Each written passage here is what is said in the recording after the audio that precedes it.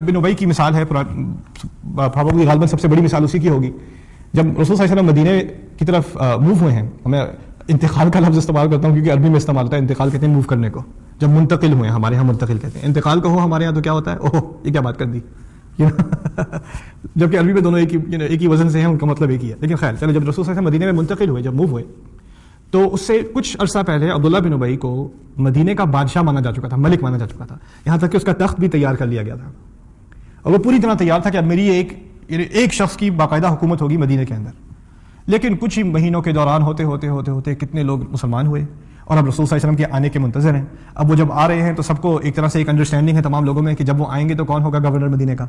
رسول صلی اللہ علیہ وسلم ہوں گے۔ اب وہ بیچارہ الیکشن بھی جیت چکا، اس کی انوگریشن سیریمنی بھی تیار ہو چکی، اور ہوتے ہوتے سب گیا، اب اس کی پارٹی بھی ختم، وہ بھی ختم۔ اب وہ کیونکہ وہ سیاستدان ہے، اسے پتا ہے اگر کوئی اور پارٹی جیت جائے تو، اور بہت زیادہ بڑے الیکشن سے، بڑے ووٹ سے جیت جائے، تو پھر اس کی مخالفت کرنا جو ہے وہ خطرناک کام ہے۔ تو ایسا کرنا چاہیے کہ اسی پارٹی کو جوائن کر لیتے ہیں، اور اس پارٹی کو جوائن کرنے کے دو فائدے ہیں۔ ایک فائدہ یہ ہے کہ ہو سکتا ہے کہ کیونکہ میں ویسے اب سیاستدان ہوں تو ہو سکتا ہے مجھے جلدی جلدی پروموشن دے دیں، اگر پریزیڈنسی نہ ملے تو وائس پریزیڈنسی تو مل جائے گی، کچھ نہ کچھ تو ملے گا۔ دوسرا یہ کہ اگر ان لوگوں نے آ کے میری ساری سیاست خراب کر دی تو میں ان کے اندر داخل ہو کے ان کو اندر سے برباد کر دوں۔ باہر سے تو میں ان کی مخالفت نہیں کر سکتا،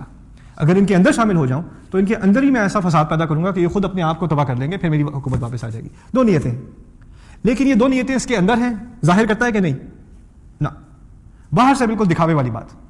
اور عبداللہ بن ابی کی مثال آگے سمجھ لیں، جب رسول صلی اللہ علیہ وسلم کبھی خطاب دیا کرتے تھے، کبھی نماز